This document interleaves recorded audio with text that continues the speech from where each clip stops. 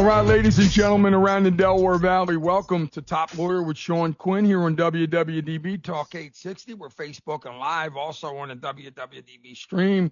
Got a great show, fantastic guest, and of course, I want to bring in right now our host, Sean Quinn. Sean, how are you, sir? I am well, Joe. Listen, I sometimes lie when I say it is nice to see your face, but it is always good to hear your voice. It's actually quite nice out today, despite being a balmy 50 here in Philadelphia.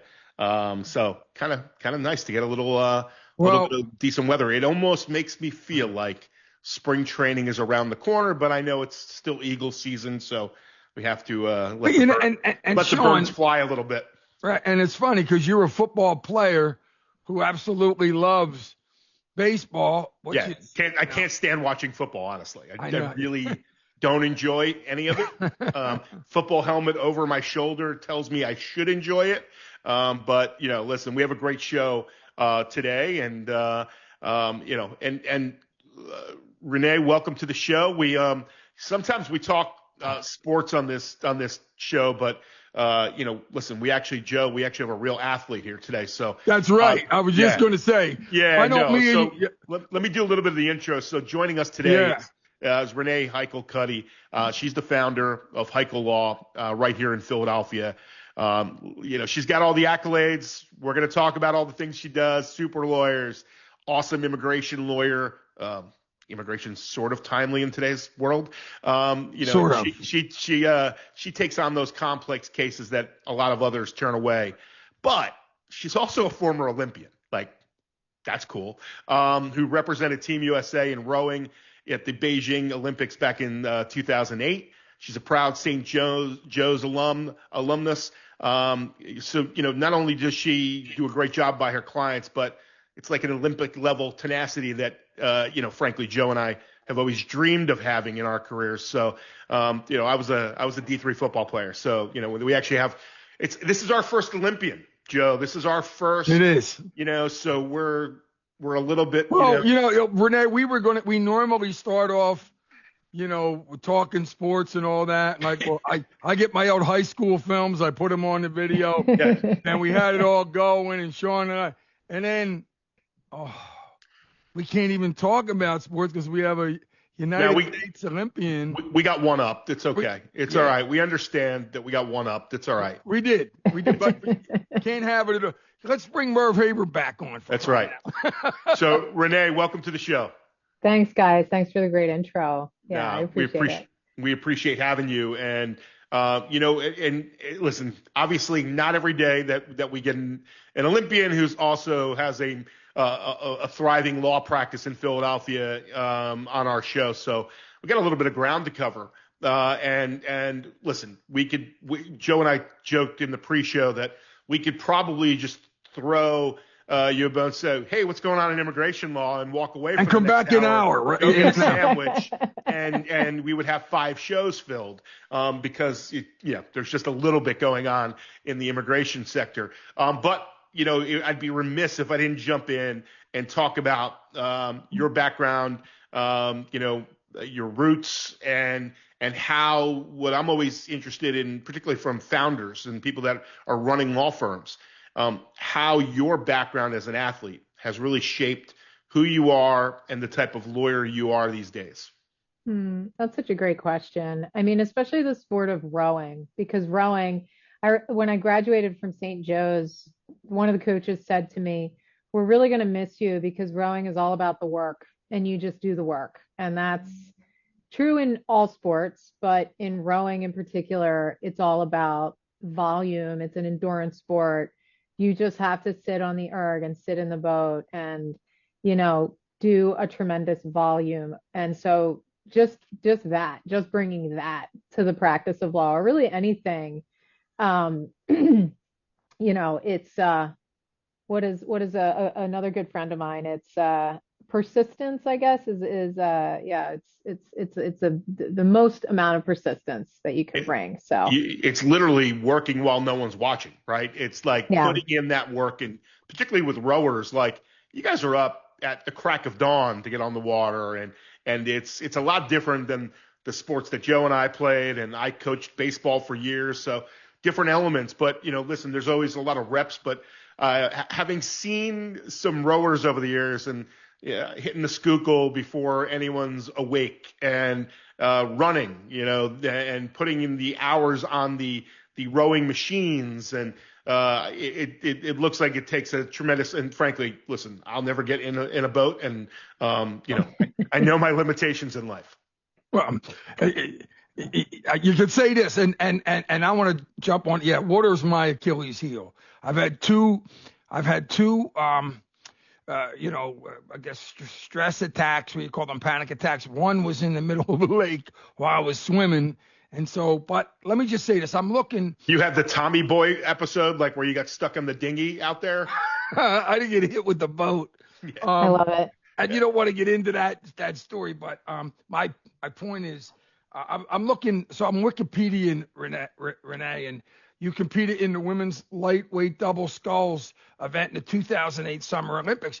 And the reason I wanted to, touch on that is because what's really amazing is there's teamwork involved, obviously, and then there's only two of you. So in other words, so it always amazes me when you talk about professional athletes, Olympic athletes. There are so many people out there working hard and doing all that. Where's the edge at? In other words, the talent, obviously the teamwork, but being one or two, you might as well be just one. You screw up, it's over, vice versa. What are the qualities that are that take you to the next level at that level? So we already touched on one, which is just a willingness. Well, you have to be, I would say, to make, unfortunately the lightweight double is not an Olympic event anymore as of the next games, but you got to be really like top 5. And so knowing that, right, like in a small boat, you have to click. We call it clicking with your partner. So you have to be able to match enough of your partner's technique, but you just have to have an unrelenting persistence and willingness to train. Like if you got to be top 5, the way I always looked at it, if I have to be top 5, I'd have to be that in the single. So I got to put in the volume. I was out on the Schuylkill in the dark in March, rowing under the Girard Bridge with no one else out, which was probably a serious safety hazard looking back on it now, the dumb things you do in your 20s. But, so there's just that unrelenting focus. And I mean, I think you're saying everyone has that. And I think just, I think humility is a big part of it too. You really have to be honest with yourself about what your limitations are. I always knew that I was just physically talented enough. I was never like the monster erg, but I was physically talented enough and able to match anybody's technique. So I could get in a boat and row with anyone. Whereas other people, maybe they were monster ergs, but they weren't necessarily going to be able to match up with people.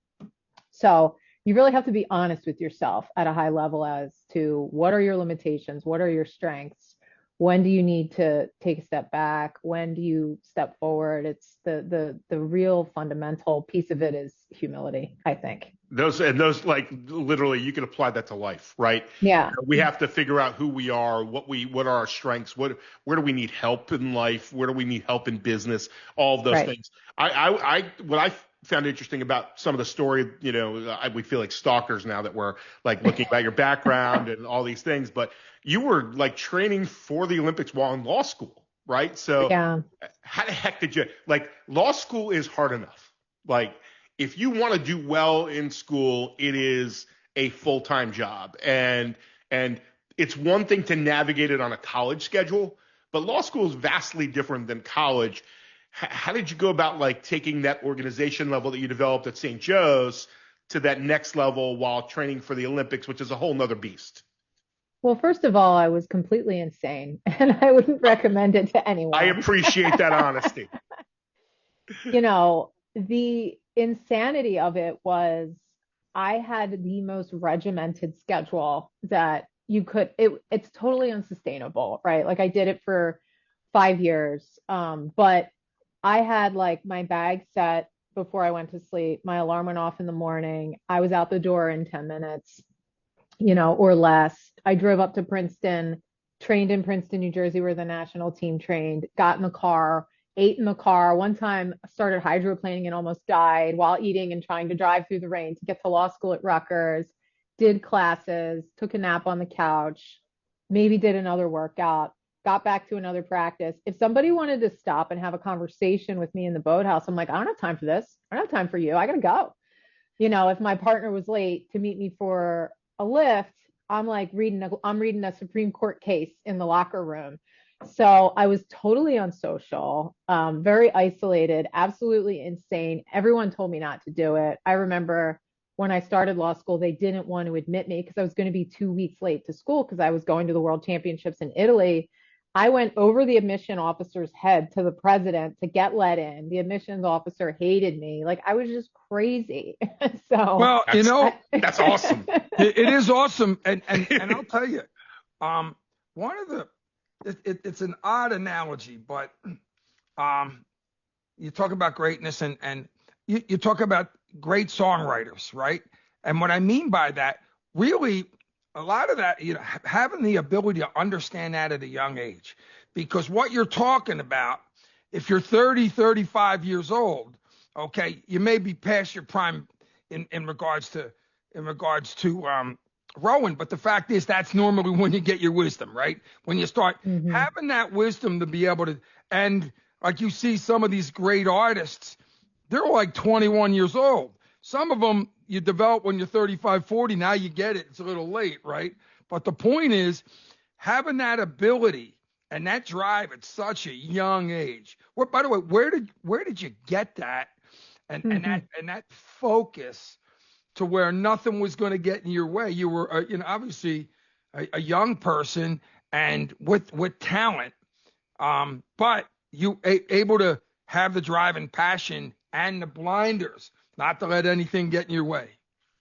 That's a great question. I ponder that myself a lot. I think, I was obsessed with it. I mean, I really wanted to see how good I could be. And I was lucky enough to have good circumstances, like I was in Philly, I could row at a club, I could manage this. Like I just saw the path and I was really obsessed with it. And I had, enough linear results towards success. I mean, I certainly had setbacks, but I had success along the way. So any little success, I'm like, that's it. I would cling to it, Sure. But I don't know where drive comes from, in people. I have it, and I would love to, I'm sure philosophers and psychologists think a lot about that question, but I didn't have it as a high school student. I was very much a slacker, like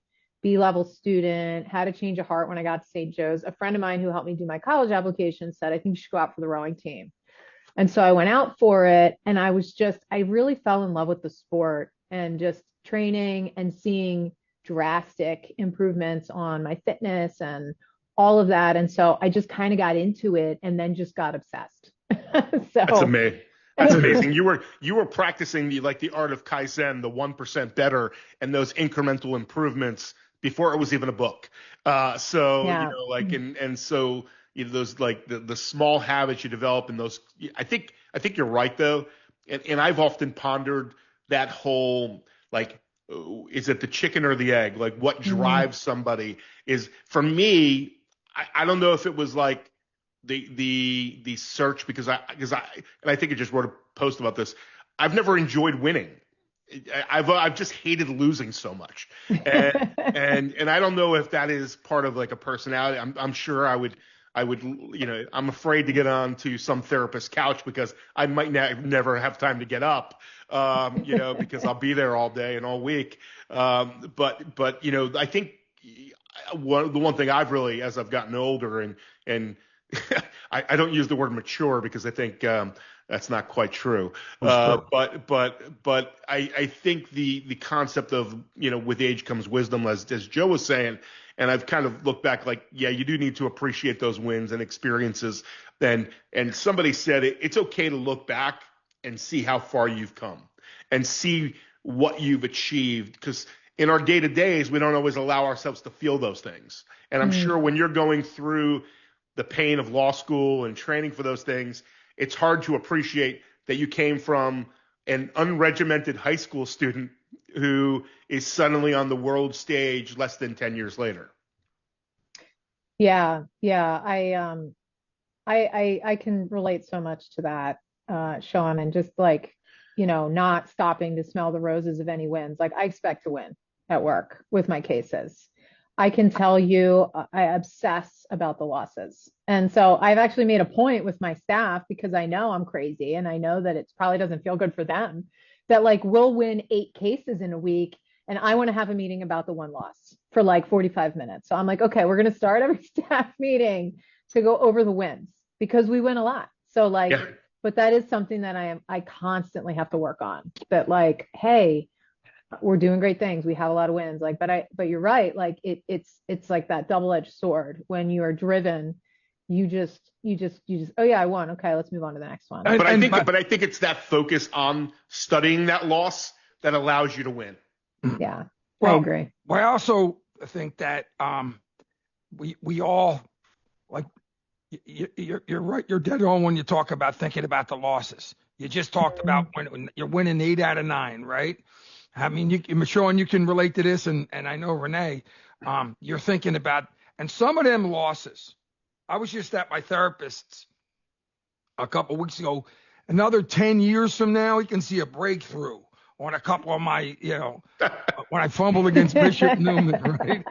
We're not 100% sure, but my point is, those things, even, what was it that, and I know this may not go over well, but was it Tom Brady used to create, or no, Michael Jordan used to create scenarios to motivate him. Like, in other words, Sure. He would create and it doesn't have to be, that somebody was bullied as a kid, although there are great stories about that, and it's a tough road and all that, but that's the proverbial bulletin board material in your mind. That's right. That you create.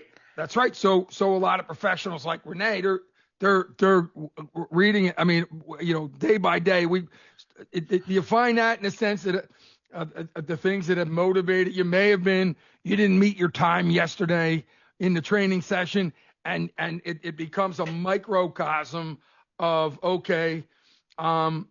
you remember like the losses, even the bad training sessions, to motivate you the next day, and it just becomes just incredibly habit forming to where and as a lawyer now, you're excited and you really appreciate the wins for your clients who are in life-changing situations. Yeah. But it's that one that may not go well that keeps you up. Yeah. Yeah. And when you said that, and I haven't thought about this in a long time, I remember over the summer one year at St. Joe's, I printed out the final results on like a really small piece of paper and put it on the erg and saw like we finished 5th in the race. And I looked at it every time I trained on the erg. Yeah. So it's the same thing. Yeah. Yeah, you do that. So yeah, I'm gonna Jeff, it's okay with you. I'm gonna switch gears and talk about your career as outside of the boat, so to speak. And we haven't had an immigration lawyer on our show yet because it wasn't always timely. Well, it's timely now, and it feels like, well, it's been timely for years, really, but to some extent, media exposure and the ever, I guess, bipolar nature of our ever-changing immigration system is.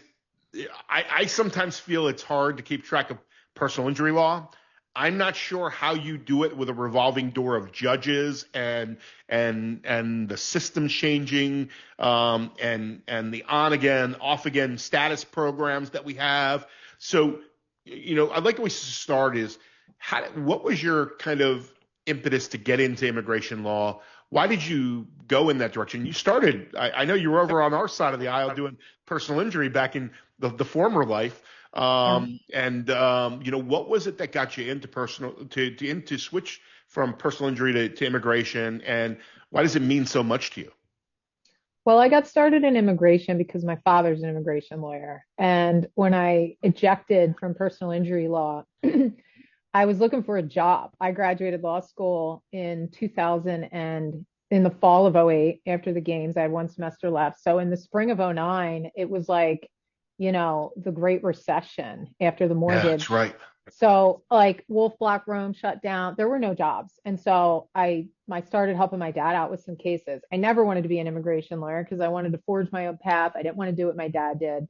But I really fell in love with it just because a lot of areas of the law, it's like going to the dentist. The clients, like, they hate you in the middle and the beginning and the end. And, they're not necessarily, it just wasn't, it's just so satisfying being an immigration lawyer. People are grateful. You're changing people's lives for the better. You're helping them reach the American dream. And also, it's just the people that I get to be with every day. I love immigrants.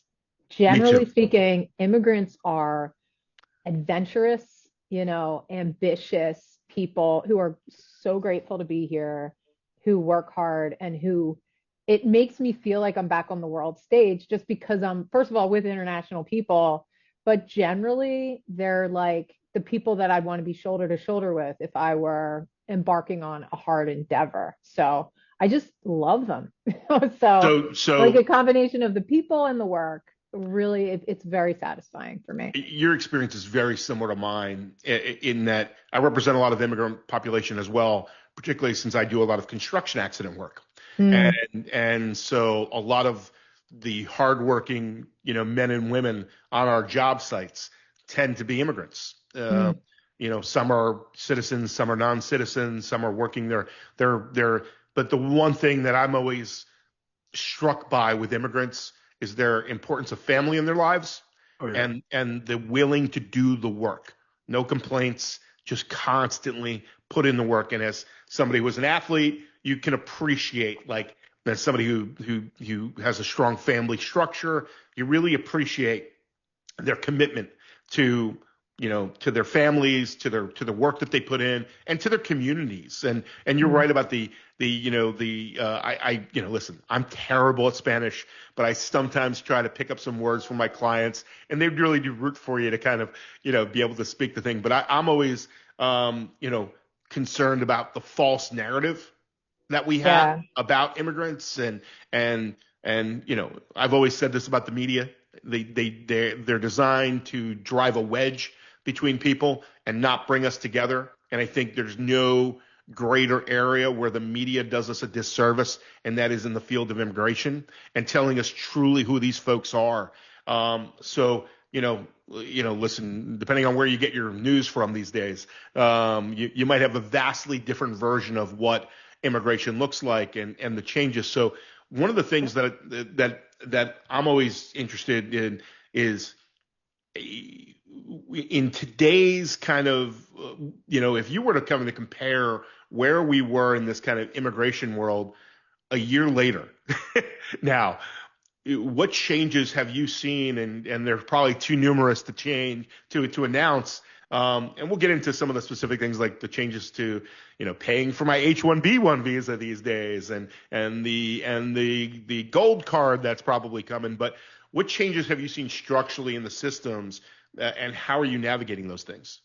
Well, there are a ridiculous number of changes. I think the day to day, the biggest, um, the most prevalent change is the fear of the immigrants and the clients and the companies and just the hysteria of it all. I mean, even in the Trump administration in the first term, there was that, but I think with the attack on free speech, the ICE arrests, the ICE detention, the hysteria. I mean, it always changes. Immigration law, more than any other area of the law, changes drastically every time there's a presidential election. There's always competing priorities among the administrations.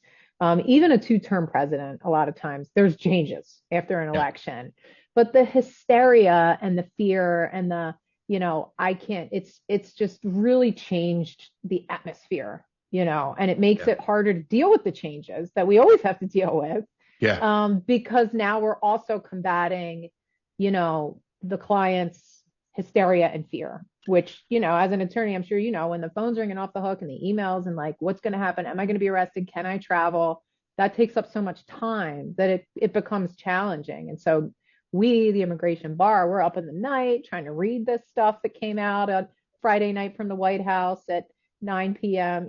So it's that's probably the biggest change. What about the revolving door with judges? Like I feel is one of the untold stories that's happened with that system. Is one, they're not judges like other courts are, where they're either appointed or elected. It's kind of their administrative system. It's the only the administrative law judge system is one of the weird things that's capped under the executive branch as opposed to legislative. So these judges don't go through Congress for appointments, and they've stripped judges of their power and their seat. So what changes have we seen from that structural foundation? Because if they come for the judges, what do we have? I mean, the immigration judges, first of all, they've fired a bunch of them. You're right. I mean, there's been a push for years to make them Article 2 judges, but they're not. They're administrative judges. You apply for the job on usajobs.gov. Right. So many of them have been fired. There's a lot of new ones coming in. We're starting to see them on the bench. I had one this week, and so far, he's a fair guy. Like I always try, we always try to give, I'm sure you've experienced this too. You try to give people a chance, right? They know nothing about immigration law, some of them, and they're learning, and we're bringing them up to speed. I don't, and I think my colleagues would agree, we don't have the hugest amount of faith in the immigration judges because the Board of Immigration Appeals is writing decisions in our area of law. The Attorney General can just refer herself cases and write precedent.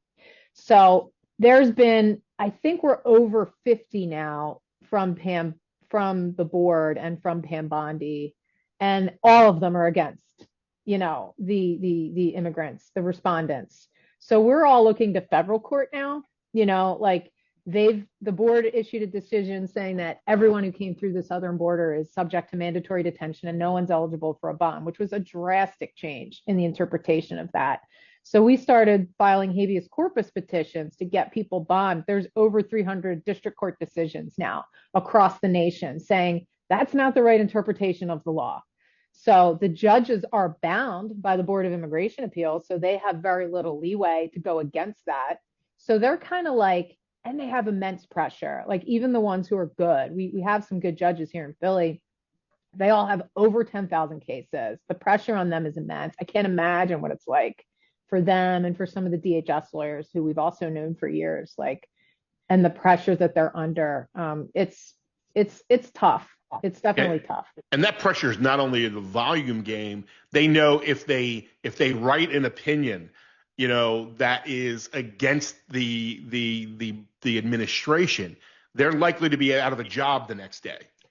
Yeah, I mean, we haven't seen something that explicit, but it's coming. They're firing. And I was in a case yesterday or Monday, and it's WebEx, the client's detained, the judge is in New York, a new military judge, and there's the DHS attorney, and then there's two other people on this WebEx. And I'm like, Your Honor, who are these people? And the DHS attorney says, I think they're from headquarters. And I'm thinking to myself, wow, you're not sure where they're from? Like, who are these people? And there's just all this oversight. And they were from the DHS attorney's office, but they're there listening in and making sure. I'm thinking, wow, imagine being that trial attorney. Imagine being this judge. Because strangely, even though they're in different agencies, the Executive Office of Immigration Review is part of the Department of Justice. The DHS lawyers are part of the Department of Homeland Security. That was that effort to separate them and to try to make the judges insulated. But under this administration, I mean, how much separation do we really have? So it's the pressure that they're under to move cases for mass deportation. I don't know how they're getting by. And we've seen some lashing out from some of the judges that we have known to be like pretty cool-headed, pretty even-keeled, and we're kind of like, yeah, it's got to be really tough to be sitting in that chair. And I think the system we've known for a long time has been underfunded. They need more not less judges. We need more judges. And that was part of that bipartisan bill that was on the table during Biden's presidency that was ultimately killed by Trump, which interestingly, we haven't sought that there has been no impetus by the current administration to introduce that bill, by the way. I think we all know that, and I think at least some of us know, the immigration system has been broken for a long time and really needs some bipartisan fixing. But it seems like both administrations have not done enough to fix a somewhat broken system. Yeah, and it's also kind of I don't want to say unfair, but we need Congress. We've needed Congress for more than 20 years. The closest we've gotten was in the beginning part of Obama's second term. There was actually a decent bill at that time to fix a broken system. And people are, we're so reactionary. We live in a time where, there's 16 characters. You make, every 5 minutes, somebody has an opinion, somebody has a reaction. You have to ask yourself, if you take a step back and think about U.S. immigration, we've always been a country of immigrants. There's always, we need immigrants. We have a dwindling population. We're bringing in the best people generally. This narrative that everyone's a rapist, a murderer, and a killer is absolutely false. Most of the people coming in here are doing great things in every demographic, every area of our economy. But we've had too high a demand and too high a need, frankly, in this country than the numbers permit. I mean, they give out less than 1 million green cards annually for a country with a population of 330 million. So then you have these border surges and it's, we got to shut down the border. We can't have immigration. Now, our administration is scapegoating every problem in the nation on the backs of immigrants. But the reality remains that we need immigration. We need good people. And we have a system that does not allow lawful pathways. They talk about, just go back and do it the right way. Well, there is no right way. Yeah. and even if you do it the right way, they, look, I go back to that video where we had that, I forget which court it was, where we were having the naturalization ceremony, and ICE was literally picking people up from those people had literally done everything right. Yeah. Yeah. And I just don't, it's crazy. It's just about cruelty now. It's about instilling cruelty and fear, and asserting power. But, we really don't have enough. And that goes back to Congress. And, politically, immigration is a bad issue. Nobody wants to touch it. And that's why you don't see anybody doing anything about it. The Biden administration in 2020 had a proposed bill on day one, but nobody would take it up. So, right. They didn't handle it well. I don't think the immigration policies of the Biden administration were ideal for this country. This administration, the cruelty, the fear, they're killing our economy. And we could talk, a while about that, but just the companies, all of our healthcare systems, so many home healthcare aides are immigrants. I mean, we're going to deport hundreds of thousands of people that are in these jobs. It's going to crush us. Who's going to do these jobs? So, well, it's an interesting, boy, I'm learning a lot as we talk. Sean, you started off talking about the media, and Renee, we did a show a while back, but I didn't like Sean your insight into discussing these. You almost when you listen to Renee talk about it, it's such a difficult pathway to hear. You wonder, and I just if people are being forced to in other words, they have no other options but to try to come in here. Good people. I can't think of anything, and this is cool for me because I'm a lay person. I'm watching this conversation, okay, and I'm reading. Okay, we have two people here, obviously an expert and somebody who does it, Renee, and obviously Sean, an educated lawyer who understands it as well. But listening to this conversation is educational to me. I can't think of, I just can't, a more emotional ceremony than the naturalization.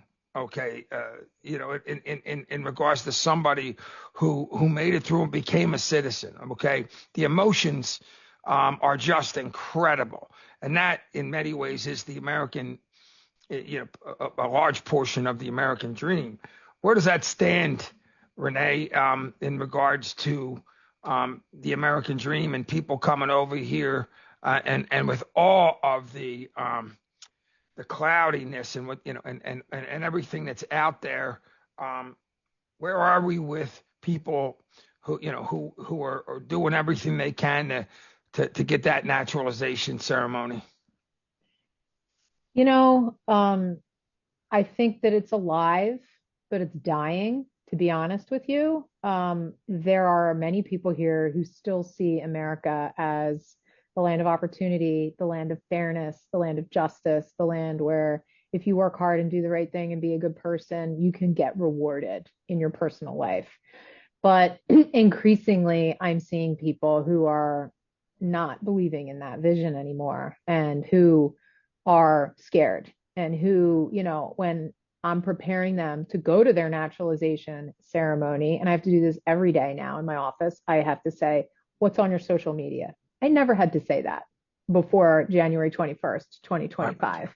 I never had to say that. And so we don't have freedom of speech. We don't have things that we used to have in this country. They're just gone. And so, it saddens me. Every day I'm a little bit sad. I'm getting used to it, which is a bad thing. But I'm like, every day that I have to say that to someone, I'm like, this is so painful. So we do a show. We do an initiative called Sparking the Dream with the Philadelphia Public School. Okay, and we have professionals like yourselves come on, and you'll be on one side, talking about, your pathway would absolutely be incredible. I mean, it's an example of what success is all about. And talk about the pathways to success, the attorneys, and we even have building trades and union guys and we have the students come on and they'll talk about their livelihood, their lives, their challenges, their dreams. It's a beautiful thing. The one thing I'll tell you, and it's not even an exaggeration. So we have a lot of immigrant students that come on, and they come on from this is public with the Philadelphia public school system. And I can tell you, and I don't think I need to tell you, you already know it. The passion they have and what they want, how hard they want to work, and the dreams for their families. Okay. You can't get off a broadcast. Okay. And we aired them on the radio. It's an awesome thing. Is you can't get out of there without a tear in your eye, and the dreams and the passion and how much they love their families and hard work and all those things. And coming from the labor side. Okay. And when you talk about, so we do the union show in the city, and you obviously when you have a labor union card, safety and all those things are not really, they're always an issue. I was an iron worker. I worked 50 floors up, but how immigrants get taken advantage of in a lot of those areas by predatory, and Sean knows this because you represent a lot of people who are being recruited over here, okay, by some employer who was, I don't know, Sean, I don't know if you knew who Barbara Rocky was, but she was the head of Philipposh. Okay, Philipposh is the union organization that works with OSHA and works on safety. She was in her house one time. She heard some ruckus out back, and it was a construction outfit that had a bunch of workers and immigrants that were working on scaffolding up 4 floors without X-bridging. Okay, now she was able to go outside and stop that, but what she said was, it was the workers that were the most appreciative. Like they were being taken, and I did a show one time, and we're going to continue this, where we were at a law firm. We had union officials there on a job on Broad Street where the men and women that were on it, it was one of those old beat up, dilapidated, low-rise buildings, a former hotel, where they had an outside elevator. And the workers who were immigrants, some undocumented, were going up and calling their families beforehand and saying if something happens. Okay, those things are also what a lot of your clients face, and Sean, you see it up front. So there are so many things that are happening from so many different angles, and What are your thoughts? And I'll ask you both. Sean, I know you want to jump in, and then Yeah, no, I mean, you hit on one that really bothers me, and that is the manipulation and taking advantage of immigrants. yeah, And I just heard that story recently about some roofing company out in the Midwest that literally, to avoid paying his workers that yeah, he took advantage of, yeah, called ICE and yes, said they're at this job site. This monster of a yeah, boss should be thrown in jail with any immigrant that maybe didn't have paperwork, because one, he accepted their paperwork to get them working, and now because he didn't feel like paying them, he had them arrested. I mean, the audacity of some of these business owners that take advantage of the hard work of these folks is just, I'd say it's hypocritical, but that's a nice word. Yeah. Yeah, we see it. I mean, I see it too in every industry, really. Well, in many industries. And it's a problem, I think, in the country. Yeah. We blame the immigrants, but it's not the immigrants. It's the same thing with our Congress not updating our laws. We want to blame the immigrants for the limitations of people in positions of power, and how those people want to objectify and scapegoat a class to Yep. get an extra buck or to hang on to a little bit more. And we can point to the immigrants, we can point to anyone really, Yep. but we all need to take a look in the mirror, is how Renee, I you see hit it. upon something though that you know, and I'm sure you see it in your clients as I do. I have clients call and they're like, should I go to the courthouse? Mm, Is it safe for me to go to my doctor's appointments? And these are some that are actual green card holders. right. They don't they're afraid because they have brown skin of being seen in public, and they have paperwork that allows them to be here. Because at this point, they, with the way the Kavanaugh stops are allowed, and he hates that phrase, and I'm going to keep using Kavanaugh stops because Brett Kavanaugh deserves that as his legacy. For those that don't know, Brett Kavanaugh was the Supreme Court justice that basically allowed racial profiling to be utilized by ICE. So if you have brown skin, you don't look white enough, you can be stopped and asked for your information, and it's had a massive chilling effect on people just engaging in the public forum and going to the grocery store. Obviously we see all the stuff of people getting harassed on the streets and all these. Thank God, I tell people, keep recording, keep a safe distance. And Renee, maybe you have some tips on how people can go and record those abuses. Yeah, I love it. By the way, I love that you used Kavanaugh stops. I think we can, maybe we have to start coining some of the Roberts decisions Oh too, yeah, right? Like, yeah, yeah, it's in terms of people being out there and being scared. I mean, that's, what rings the phone off the hook more than anything. I think tips are, if you have papers, you got to carry them. If you don't, you got to, people have to be cognizant of that. I mean, as attorneys, we can advise people to avoid and hide from the law, but whatever you have, you got to carry it. If that's receipt notices, work permits, your passport with a visa in it, even just a copy of it, right? Some people don't want to carry that stuff, but we'll Xerox it and carry that around, and so unfortunately we see, videos of ICE smashing up cars and not checking anything. And I mean, we're all subject to that. And if you're the wrong color, you know, there's people filing federal tort claim acts now. So, we can maybe pass that out, but we're not it's going to tough get very times. far with those because those are non-jury cases, as you know, and Hmm. and and suing the federal government. If you survive a 12B6 motion, you're good luck. I mean, it's almost the federal government has made it almost impossible to get sued. It's Yeah. super difficult to, as somebody that has sued the federal government before, it's massively challenging, and you don't ever get a jury trial. They're non-jury cases. So Renee, and it's amazing here because as we're talking, I got a list this long. So we're going to keep this show live for the next 4 hours. A couple things. First thing, and I'm going to spitfire here because I know Sean's got, but a couple things, run through my Sure. due process would be one of them, which in a lot of ways the American people. I almost wore my shirt that said due process today.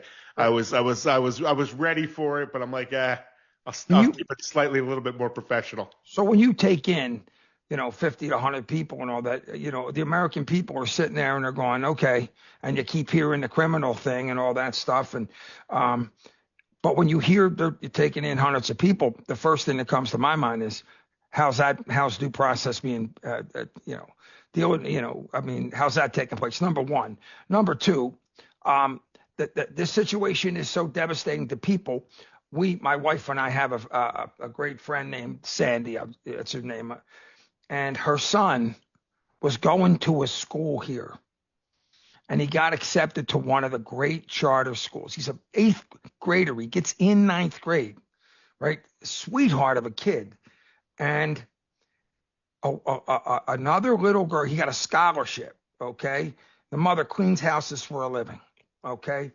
And she works her butt off. He gets a full scholarship. I'm not going to say the school, but a little girl said that he touched her inappropriately in the classroom. Now the girl's a drama queen. I always support the female. For me personally, it's guilty till proven innocent. However, evidently he was in his class. She said he touched her somehow. He didn't know what she was talking about, and nobody in the classroom, including the teacher, did. They took a scholarship away from him, no questions. There was no police call. There was nothing. Zero due process, right? When I went to her and I said, listen, I got the best, access to the best attorneys. Look at this program right here. It's a great example. She wouldn't do it. And she has her green card, but she was so scared. I said, literally speaking, I'm like, I could make, and this school, like they gave her no due process. They gave her not. So this is, and by the way, this young kid was in 9th grade, perfect attendance, all these things, a beautiful kid. And at his age, he learned some of the harshest. Now he's homeschooling because he's afraid to go anywhere else. This is a small example of what this situation opens up for people. It's not just it's way bigger than you think. I imagine, Renee, you get calls all the time of all types of things that are kind of that just go along with the immigration issues. Yeah, that type of situation, they're not calling, Joe, because they're scared. I can even, there was like a media company that reached out and then just wanted to tell stories just to break the narrative that nobody wants to do it. Immigrants are scared to death right now. Yeah. Due process is a joke. It's always been due process light for immigrants. There has always been, less than rights. Even lawful permanent residents, right? Like if you violate a protection order, which can happen so easily, imagine a situation where you're going to pick up the kids, you go to the front door, violation of the protection order. That's ICE detention for a lawful permanent resident, straight to removal proceedings. So it's always been due process light, which is like what we like to say as on the immigration bar. But now it's nothing. Even citizens who look wrong. We don't get due process. We don't have a ton of time left for the show, but I do want to talk about, doing the right thing and how part of the media narrative is if you had just come the right way. Well, one of the right ways is the TPS system and getting temporary protected status and some asylum claims. And some of these folks that are from marginalized countries, they come here either as refugees. Certain countries were given TPS status. How do we, maybe you can talk just quickly about, this deserves probably its own show, but TPS status and refugee and asylum seekers work, and that those people are doing it the right way. Yeah. For those that don't believe it. So, yes, anybody who is physically present or who presents themselves at the border under existing federal statutes and international law has a right to ask for asylum, period. And if you express what's called a credible fear, then our country is supposed to then hear that claim out. Now, this became a challenge due to the numbers, right? So there are challenges with that system, but it is lawful. That's the first thing. In terms of refugees, a refugee admission is different in that we, the United States, agree to a certain number of refugees. They're processed out of country, and then we agree to take them. And immediately upon arrival in our country, they're refugees, they're designated as such, and they're here lawfully. TPS is temporary protective status for people who come from places where catastrophic events have occurred, maybe a genocide, maybe earthquakes, natural disasters, whatever. And they get issued a status. We had for decades, Liberians were under, TPS or DED, which is deferred enforced departure. So we've had these statuses for years. And so then the practical reality of that is, okay, maybe somebody showed up on a visitor visa and then they were here under TPS or DED for like 15 to 20 years. Like, shouldn't we be giving those people green cards at this point? Are we really going to send them back when they don't have a life there anymore, right? So There's no forethought on the practical reality of what occurs for that individual, but also for us, for America. These people, after all that time, they've gotten bachelor's degrees, advanced degrees. They are critical elements to the fabric of our nation. We need them. We want them. And I also just kind of want to throw this out there because I really hate this narrative. If people are doing bad things in our country, they get arrested, right? Like, I really hate the narrative that immigrants are running around committing crimes, and because they're immigrants, nothing happens. Like, there is nothing further than the truth. But I mean, they're not eating dogs and cats and just killing all of our children and pumping fentanyl into their veins, and you're really saying that's not happening? Come on. A couple quick questions. Yeah. Because first of all, I want to ask this question real quick. Contact information, Renee, if somebody wants to get in touch, because we only have a couple minutes left. Oh, yeah. Sure. So my website is hykellaw.com, HYKELLAW. Phone number to the office is 215-246-9400. Those are the easiest ways to find us. Fantastic. And Sean, if you will, contact information. Yeah, Joe, this is probably one of my favorite shows that we've done, and I feel like this could be like a 4-hour segment. You were right. 100%. It is. You can hit us up at quinnlawyers.com, 215-360-3666, or just hit me at Sean@quinnlawyers.com. And Renee's not doing much every day, but playing video games in front of the TV. Right. We can have her on 4 or 5 times a week if we want. There's probably not enough days in the week and hours in the day to process all the things that she has to do. Renee, first off, thank you so much, not only for joining the program, for what you do every day. Okay, you're an inspiration. It's been an honor. And, I mean, it's talking about what you do every day and your passion for it, but also your Olympic career, which fuels, your passion for what you do. Just one more question. How many Americans, people who were born here and have lived here that are not immigrants first, that are, don't understand what's going on? I would say, unfortunately, many, just because of the false narrative that's been peddled for, where we at now. I mean, 9 years, just every day, this false narrative that these are bad people doing bad things. It's just not the truth, and lawful pathways take, people filing for families, people filing for employees. It can take 5 to 10 years. It's not it's not practical. It's not reality. This narrative that, we're going to deport you, but you can just turn around, get your papers and come back in. That is completely false. Yeah. It's completely false. And unfortunately, certain channels peddle that narrative, and now people believe it because you say it every day. It has to be true. And so we're up against that every day. Sean, take us home. Listen, thank you for this great conversation. I'll stand by this proposition. We're a nation of immigrants, and immigrants make us better, and we need to embrace that. Fantastic. Let's thank everybody for tuning in. to Top Lawyer with Sean Quinn. Of course, we want to thank Renee Hykel from Hykel Law for being our guest and really providing some incredible information. Of course, I want to thank our host, Sean Quinn, for making it happen, and TJ back at the station. On behalf of everybody on the panel, I'm Joe Doherty. Thanks for listening, everybody. Thank you for having me. Thank you.